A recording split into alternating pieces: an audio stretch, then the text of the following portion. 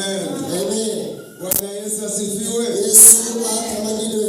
Turashimira Imana. Cyandikira Mulungu. Kandi murakoze ngene mwatwakiriye. Siko mumome mwatirangirira. Kandi bahezage. Mulungu abitayise. Turashimira Imana kubwaya majambo akomeye. Cyandikira Mulungu kama wacu.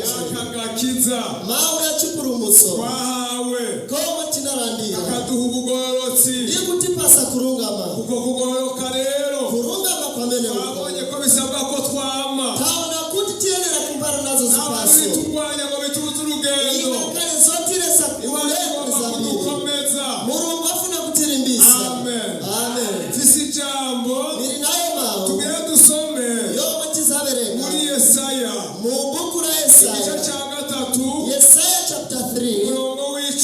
Verse 10. Niho tuza gusoma honyene. Ndiye pamene tizabereka. Ayandi majambo turayavuga ko. Mao ena tizaya kamapo. Nanezerewe. Nakondwera. Bisi umukozi w'Imana. Pamene nabera mutumiki wa Mulungu. Yampaye ku majambo yampaye. Mulungu amupasira pali mao Ikimani tugomba ko. Nichamene Mulungu Tugomba atifira. dusome 3:10. Tiberenge Yesaya 3 verse 10. Oye gutora. Si buku yovuta kuona. Some mu izina rya Yesu. Tiberenge mu izina rya Yesu. Mubwire umugororotsi ko azomererwa neza. Kuko azotungwa n'iby'ibikorwa byiwe byamye. Amen. Amen. Mubwire umugororotsi azomererwa neza. Azotungwa n'iby'ibikorwa byiwe byamuje. Mubwire umugororotsi azomererwa neza. Azotungwa n'iby'ibikorwa byiwe byamuje. Ako kandiko mwari mukazi. Kanyimbo akomezo kasiba. Niko mukaririmba nawe. Kodi wayi mukayimba monga simukaziba. Umugororotsi Sani worungama. Kuti asankara n'itawuza bwino. azotungwa Asankara kamakazi paso. Someza choka mu kikuruso.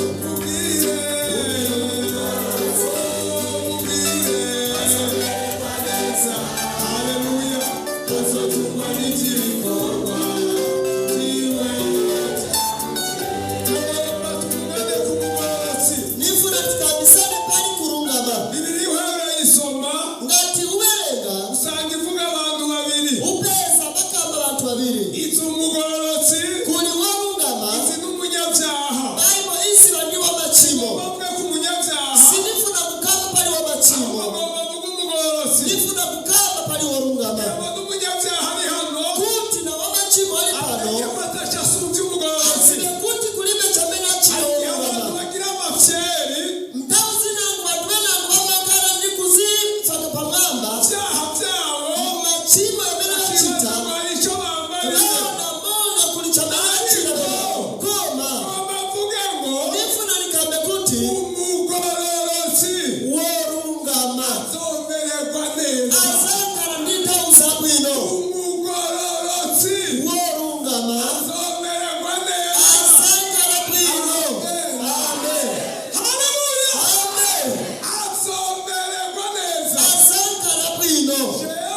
Ine sinisapota. Bantu bamene bamakamba kuti. Ife orungama. Akuti ndise okutika. Ine sindina okutika. Iyaye. Chifukwa ile. Ngati nindera njara orogapena ngati nakuta. Muline. Kuli mpamvu yonitotoza. Nimayimirira. Koma bamachimo. Ngati bambera njara. Sunga basobe. Kodi batichira cyane.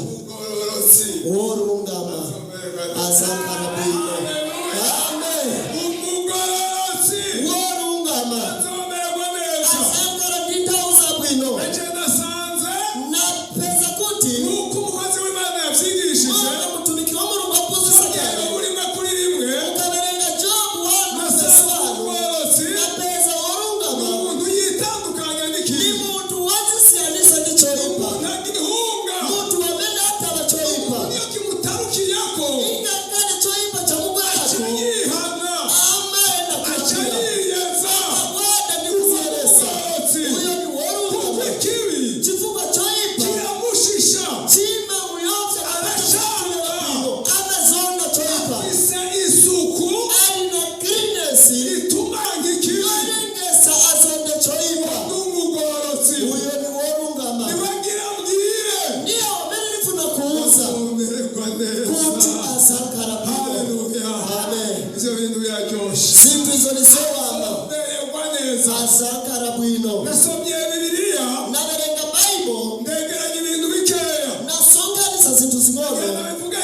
kije Isaya sakuzikamba bamusanga ukumerwa neza k'umugororotsi ukarabwino kwa warungama nasanze icyambere coyamba Imana izomuha umugisha murunga zamupasa mudariso muri ya gatanu atuwabenga masari cumi na mafundi kabiri chapter 5 verse 12 avuga ngo bakamba kuti kuko uzoha umugororotsi umugisha kamba uzadariza warungama uhoraho Yehova uzomukikiza imbabazi nk'inkomezi azatizungurusa kugurukirwa umugororotsi warungama afise uburenganzira ari nayo authority bwo guhezagirwa yodarisika ubundi ijambo umugororotsi ingama ya warungama mu zindi ndimi mu maririme n'agapera risobanura ngo imininga kuti umuntu afise ni uburenganzira umuntu ari nayo authority abaswahili bavuga ngo apena baku Tanzania wamekamba kuti yenge haki iye wamene ari na kuolekwa afise uburenganzira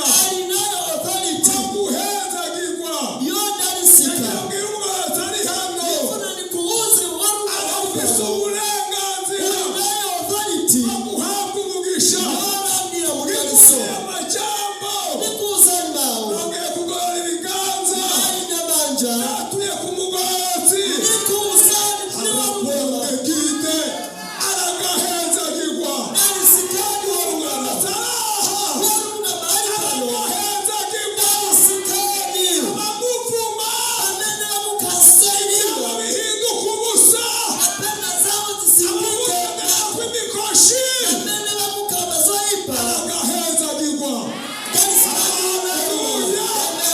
Imana yemera kumuhezagira wagomera kumudarisa Baramu iye baramu icyo bitarabizi izo zintu aziziba bamuhaye amahera banamupasa ndarama bavuma abagororotsi kuti aende kukamba zoipa byaramunaniye zinamukanga iyi saha na ndawino bizoguhiga siziza kuvomekezeka nguvumwe kuti ukasoningiwe zokwama binanirwa asakangiwa kuko nikukaniwa Imana yacu chifukwa Yehova watu yaraduheza anatidarisa muragahezagirwa darisikani urabonde gide umugororotsi arahana warunga agahezagirwa bari pano darisitani icya kabiri chachibiri nasomye mu ijambo ry'Imana mawa murungu twagisomye tachibereka Zaburi ya 34 Masamu 34 umurongo wa 19 verse 19 umugororotsi warungama Imana imukiza amarusha murungama muchosera zoipa zose amen ijambo rivuga ngo mawe yakamba kuti amarushwa kapena zokuta y'umugororotsi zawarungama menshi niyambiri ariko uhoraho koba Yehova ayamukiza yose amasiriza zokuweza zose amen Haleluya! amen ayamukiza angahe ama muchiriza zoipa zose ababyizera muti amen woma mukurupirira kamani amen birashoboka sikwanisika ahura n'amarushwa ungapite muzokuta birashoboka singakwanisike aca mu bibazo ungapitira mu mavuto yose yabasona mugabo koma begana kwifurize nikufunirane hagati y'ayo marushwa agatuli pakati pazomuteza azanye ugoroka tirizani kurungama Imana izoyagukiza Yehova zasiza Imana zose izogutabara Yehova zakutandisira iyo umuntu ari hano nikusani uri pano ntibizohora uko siziza karatere ntibizohora uko zamene zikugonjera zizakutiriza yobu anakubananiza muvuta aca yandika mu gice cya 23 anayamba mu chapter 23 umurongo wa 10 verse 10 avuga ngo anati ariko yo iye Yehova Imana yacu murungu watu irazi inzira ncamo aziba nzira zatu niyamara kumvugutira pamene zanikonza mwino zova mumeze nk'izahabu ni zacho kamo musawardi imiringa kuti umugororotsi warungama iyo ahaye aragenda ngati aenda amaso y'Imana mese ya Mungu baraba apitiriza kumura na aca risisa mu mwonga wanapenda apita pakuipa w'igitutu c'urupfu pali monga ifa gashobora gutinya sanga yepe guhoraho chifukwa Yehova amubwira ngo amuza kuti ndi kumwe nawe niri pamesi iwe sinzoguta siniza kutahira sinzoguheba siniza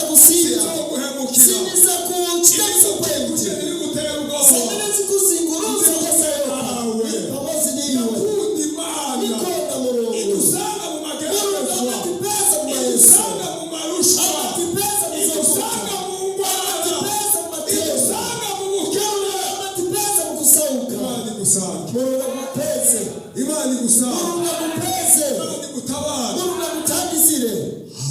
Amen. amarushwa y'umugororotsi Zovuta za orunama menshi zambiri ni menshi zambiri mwebwe amarushwa ngani mwumve cyari kapena zovuta imesimika zovuta ibintu bishobora gushika izintu zingate kugufikira ubwenge bukagenda bamene ndinzeru zienda naho vyotsa ingangare za bwera uhoraho iye Yehova azobigukiza vyose azazi chosa zose kubera wabaye cyane ntiwabera vyumva kivuka unarema ulimonga suri kumbesesa ariko ashoboye kubigukiza bingana Yehova akwanisa kuzikiriza zose byature satani amenye ko tubizi ururani izo azodukiza bingana azakiriza zingati zose zose cya gatatu nabonye cya kitatu imana ntihaba umugororotsi musama tayirira orungama byaro bwiwe ndi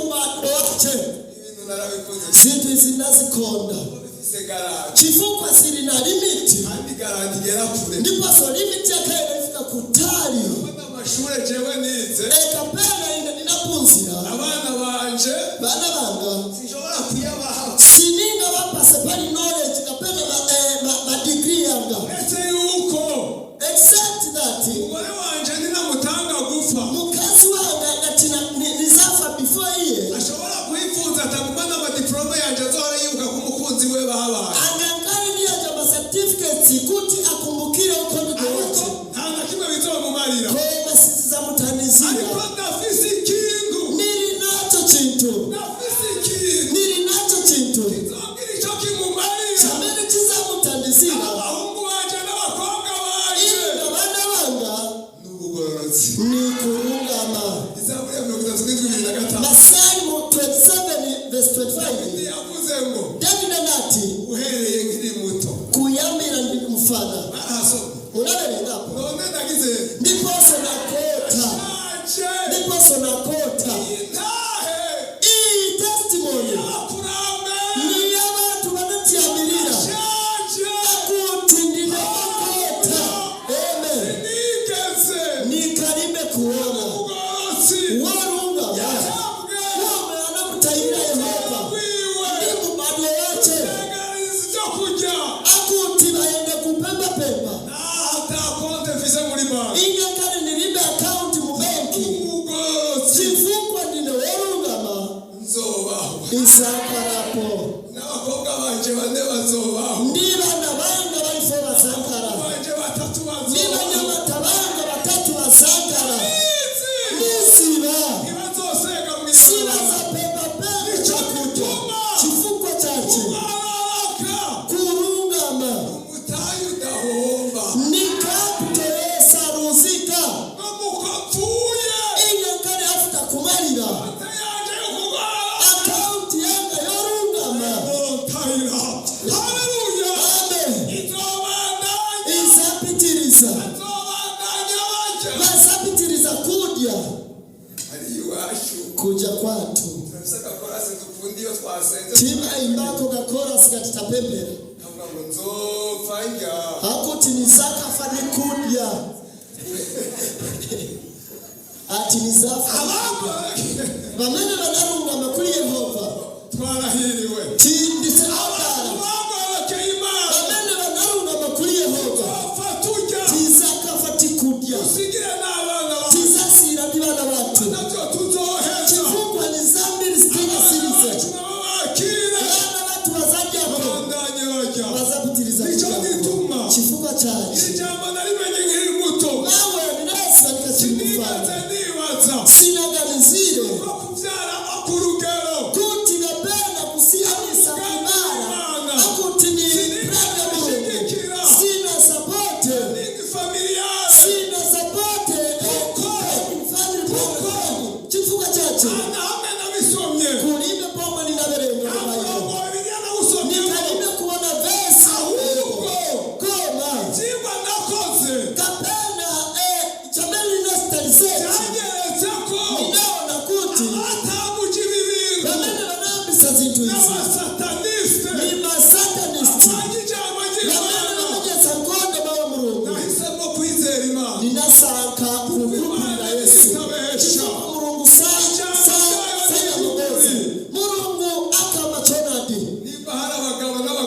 twizeye ko abana bacu bazobaho bavuge bati ati kuri bamuntu ntibakazi bakurupirira kuti bana bacu bazakara bakunde haleluya amen amen bazakara bazakara imana yacu Mungu watu izotuma babaho azarengesa bakara Mungu watu izobazigama azasabarira nta bwenge nataye ine sinaruse nzero ushitse nini nazo nzero kuri jambo kifupa nzero cyakabaya cyana bafo nabonye chameli naona umugorozi warungama afitiye ikimazi gisagara ari nayo pindu pali tauni icyo gituma kifupa cyace wanditse imigani 11 kuri 10 wajana anane mamyambo 11 kuri 10 yavuze ngo y'abagorozi baguwe neza anatinda timarungama bari kwiyo gisagara kiba mahoro tauni ngara ndi mutembere abagorozi bari banene barungama bari bigenda neza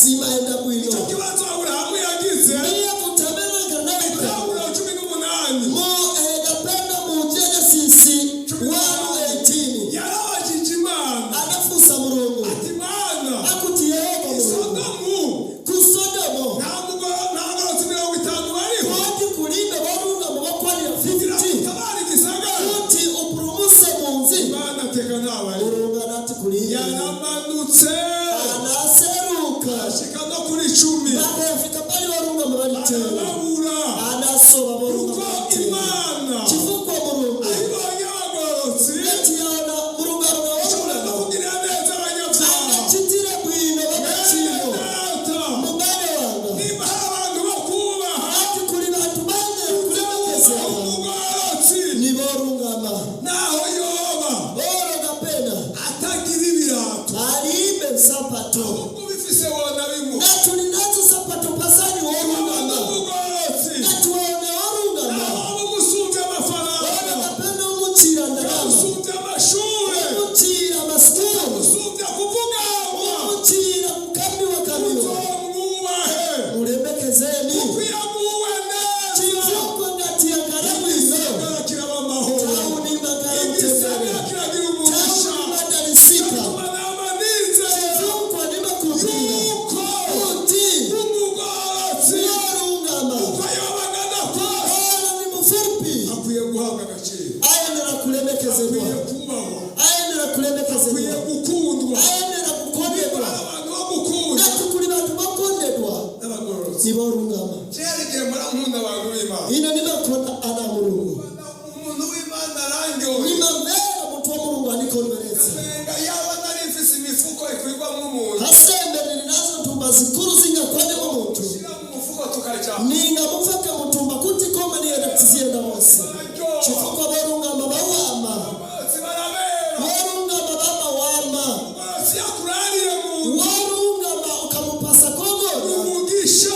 ni mudariso yakuririye warungama kadia chakuje chako umugisha ni mudariso umugorozi warungama utadasanzwe ni muntu walimba azomererwa neza azakara bwino amen amen umugorozi warungama azomererwa neza azakara bwino ibintu yakuvyumvise izi zintu sembe wazibesesa wari no kugomba uri muri dushe cyangwa mu gitandurumba oro gapena usamba oro ugona pabeni ongera ukibwira ati umugorozi azomererwa sembe waziuza tina warungama nizakara bwino ibi bintu birahomora zintu izi zimanigwira pamutima nagerasozera gushaka kuli kantu kamere n'ifuno siri zirapo umugorozi worungama ivyiwe zintu zace izoherera ino sizizasirira pazikora pasi izoherera mwisho sizasirira kumwamba ivy'umugorozi zintu za muntu worungama izoherera kutaturaza ngaho sizizasirira kubwera ndi gukomboka Yesu yabivuze ko muri Matayo 25 Yesu anakamba mu Matthew 25:26 avuga ngo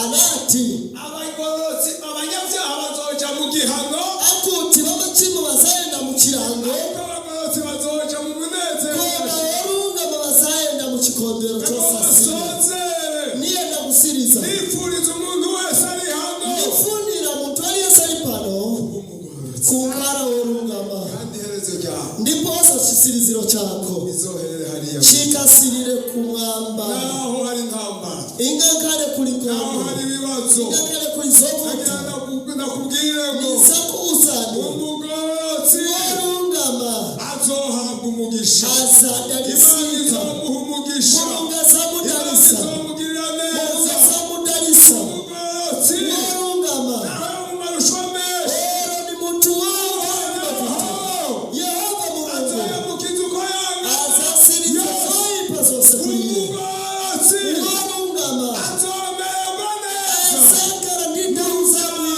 mwilo nimu wado wache wose umugororotsi warungama yaguwe neza ati yankara mutendere kizogira umugisha tawu ninkara iherezo ndimutendere ry'umugororotsi chisiriziro chawarungama ihari iwacu ni mw'ijuru kwatu kumwamba bakundwa bakondedwa turabifurije kuzohurirayo tikufunirani bakundwa bakondedwa turabifurije kubagororotsi tikufunirani kukarayangama umuntu esakara satani yohera satananga nambe bosa ihende ndikuzina mabosa abanyabyaha monga babachimo baragowe babachimo ni naje kubwira bari n'amaprobleme naje kubwira umugororotsi nabwera kuzani warungama azomererwa neza azakara bwino nagomba mu byature mwese nipemba muzira kunose byature n'akanwa kanyu mwese nipemba nose mukamenika makano umugororotsi azomererwa neza warungama azakara bwino niba mubona bitabahungabanirije agateka ati mutu kuti sisi baongea umugororotsi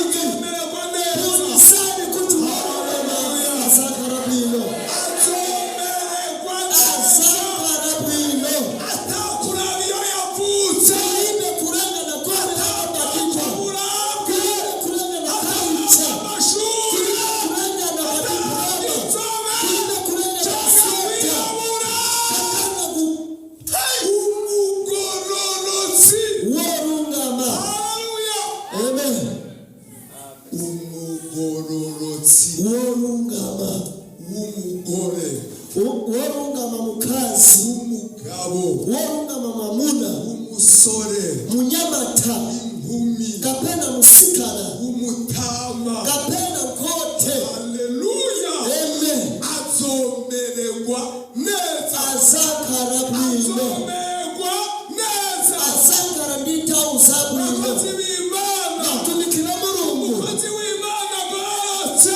mutumikira murungu warungama azomererwa neza azakara bwino amen bashinga nahe basi bambo imisore nainu anyamata umugororotsi warungama azomererwa neza azakara ndinyengo za bwino azomererwa neza azakara bwino ugororotse akapenda musibai warungama agororotse musikana warungama azomererwa neza azakara ndinyengo za bwino amajambo y'imana imana ibaheze ndiye baba murungu murungama ijariseni Amen.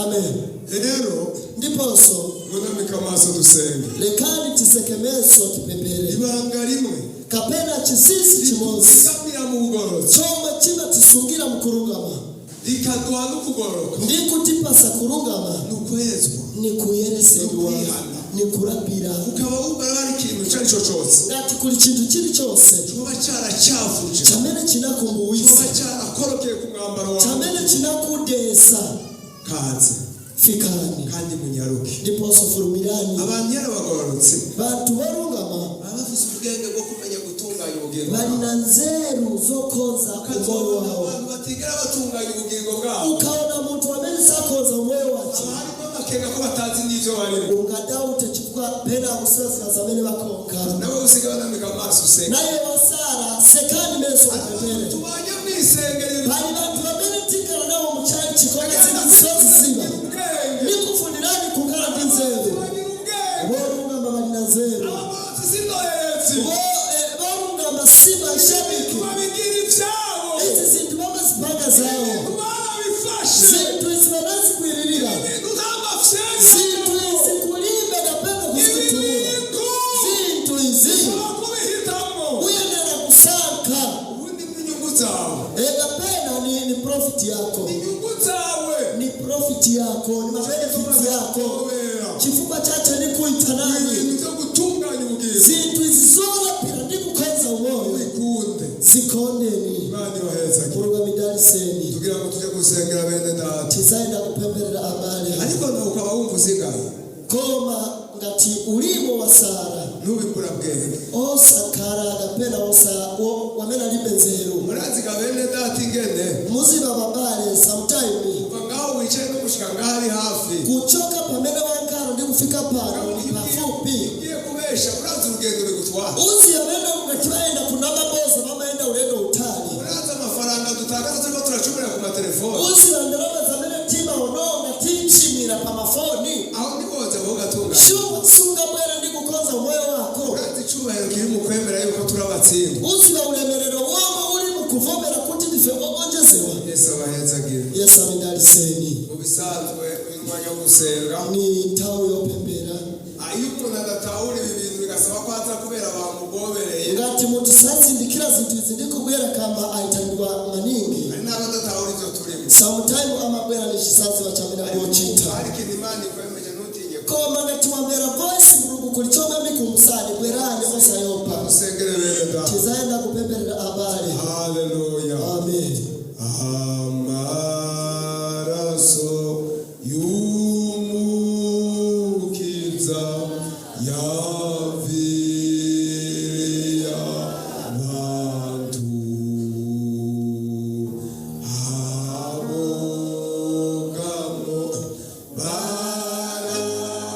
baragira bakera onda gushima Yesu wanje